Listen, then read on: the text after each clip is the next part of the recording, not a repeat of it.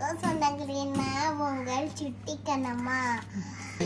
இன்னைக்கு என்ன பார்க்க போறோம்னா, எங்க அம்மா பூச்சை ரூம்குள்ள வைக்கிறதுக்காண்டி ஒரு பொருள் ஆர்டர் பண்ணியிருந்தாங்க. அது என்னன்னு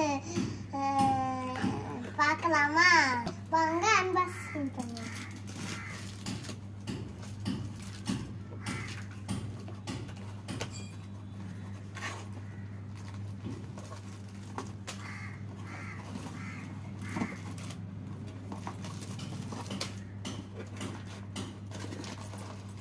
இருங்க, எடுக்க முடியல. எடுத்தாச்சு.